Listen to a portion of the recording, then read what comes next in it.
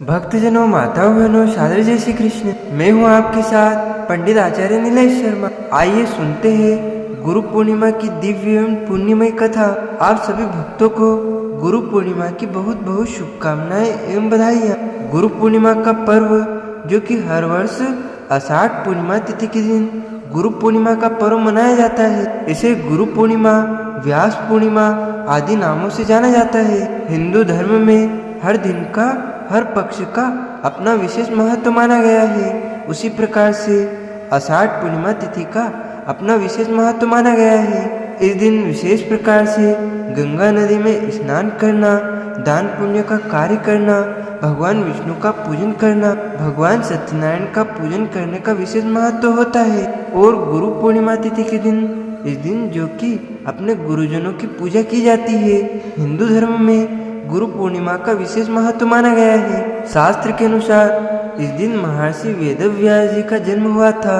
कई जगहों पर इसे आषाढ़ी पूर्णिमा भी कहते हैं। हिंदू धर्म में गुरुजनों को देवता से भी ऊंचा स्थान दिया गया है, इसलिए यह दिन भारतीयों के लिए बहुत ही खास होता है। गुरु पूर्णिमा के दिन लोग महर्षि वेदव्यास जी की पूजा करते हैं, अपने गुरुजनों का भी आशीर्वाद लेते हैं। ऐसा कहा जाता है कि इस दिन गुरुजनों की पूजा करने से उनकी विशेष कृपा प्राप्त होती है, और जिस पर गुरु प्रसन्न होते हैं उस पर प्रभु भी प्रसन्न होते हैं। इसलिए इस दिन जो कि अपने गुरुजनों का विशेष प्रकार से पूजन करना चाहिए। और आपसे जो भी बड़े हो, माता पिता, भाई बहन, उन्हें भी गुरु तुल्य मान करके आषाढ़ पूर्णिमा तिथि के दिन इनका पूजन करना चाहिए। गुरु पूर्णिमा का व्रत जो कि इसे सूर्यदेव व्यापिनी इस व्रत को लिया जाता है। और आषाढ़ पूर्णिमा का जो व्रत होता है, जो प्रत्येक पूर्णमासी का व्रत करते हैं, उस व्रत को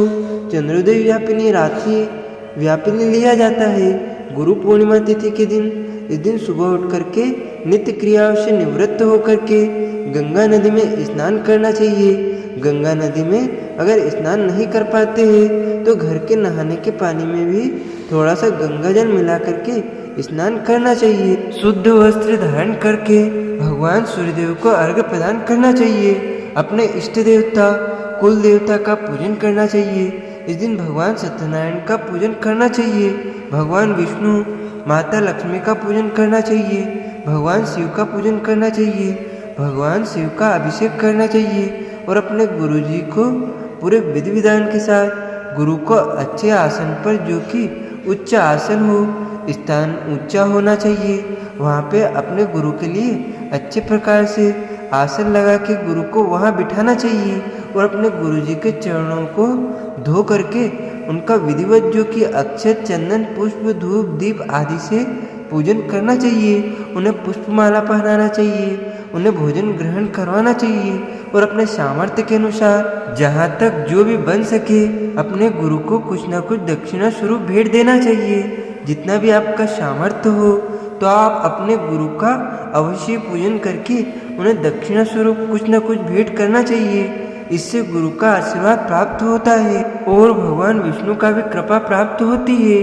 महर्षि वेदव्यास जी जो कि भगवान विष्णु के ही अवतार माने जाते हैं। तो आइए सुनते हैं गुरु पूर्णिमा से जुड़ी हुई कथा। कथा के अनुसार महर्षि वेदव्यास जी को भगवान विष्णु का अंश माना गया है। वेदव्यास जी की माता का नाम सत्यवती और पिता का नाम ऋषि पराशर था। महर्षि वेदव्यास जी को बचपन से ही आध्यात्म में बहुत रुचि थी।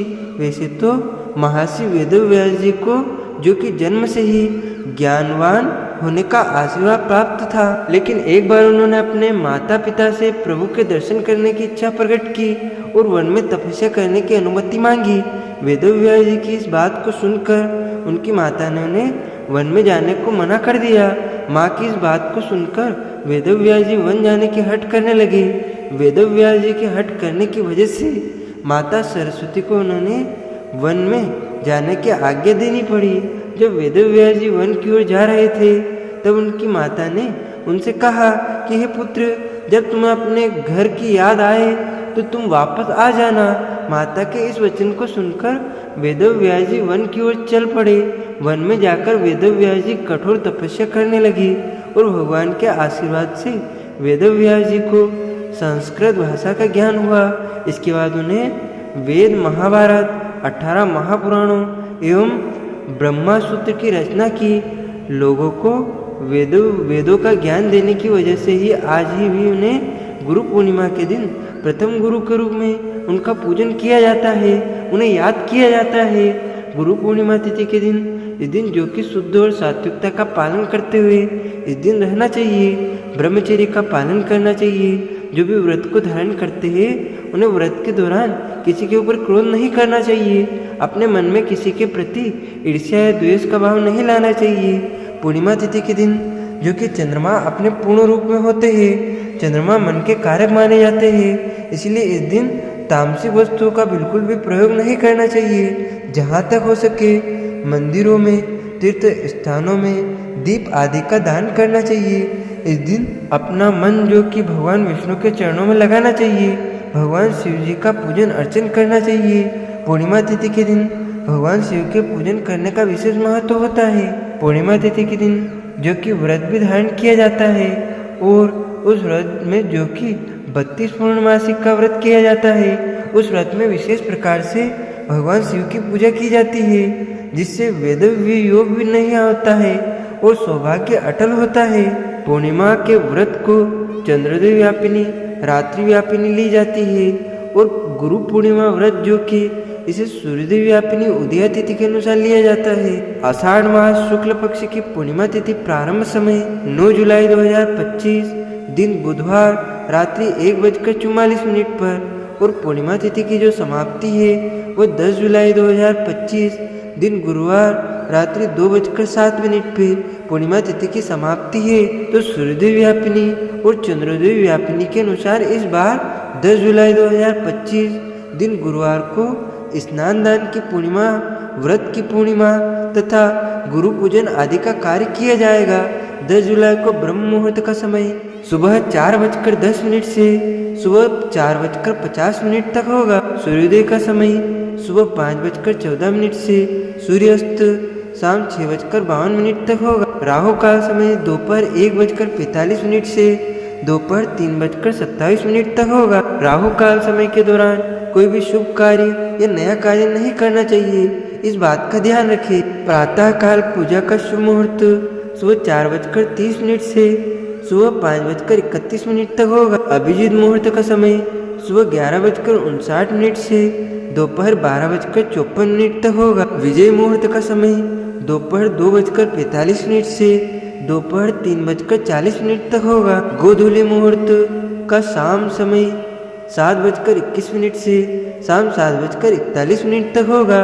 शाम को पूजा का शुभ मुहूर्त शाम 7:22 से रात्रि 8:23 तक होगा। 10 जुलाई को नक्षत्र पूर्वाषाढ़ा होगा, रात्रि जो कि पूर्ण रात्रि तक रहेगा।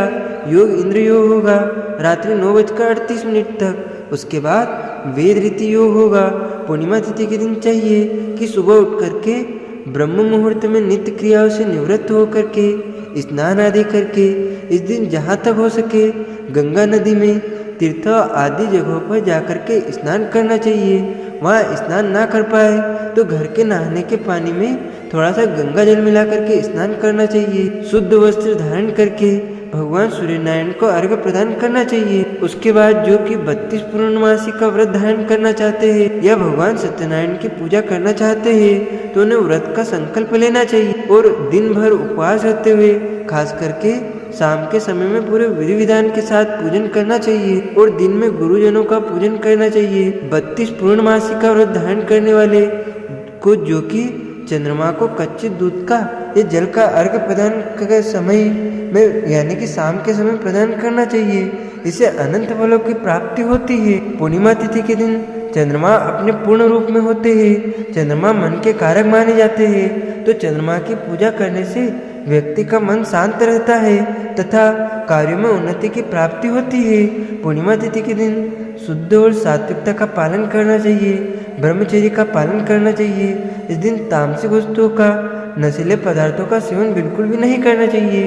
भक्ति भाव के साथ जहाँ तक हो सके ब्राह्मणों को भोजन करवाना चाहिए, गुरु को भोजन करवाना चाहिए, उन्हें दान दक्षिणा देनी चाहिए। गरीबों को भोजन करवाना चाहिए। इस दिन जहाँ तक जो भी बन सके अपने श्रद्धा भक्ति भाव के साथ पूजन दान जप आदि कार्य करे तो इससे अनंत फलों की प्राप्ति होती है। इससे घर में वंश वृद्धि होती है, सभी प्रकार के सुख समृद्धि की प्राप्ति होती है। तो भक्तजनों, माताओं बहनों, हमारे इस ज्ञानवर्धक वीडियो को आप अधिक से अधिक लोगों को शेयर कीजिएगा, लाइक कीजिएगा तथा कमेंट में प्रभु का नाम अवश्य लीजिएगा। तथा दैनिक राशिफल जानने के लिए, दैनिक व्रत कथा सुनने के लिए हमारे चैनल को सब्सक्राइब करके बेल आइकन को अवश्य कर दीजिएगा। आप सभी को सादर जय श्री कृष्ण, सादर धन्यवाद। जय श्री राम।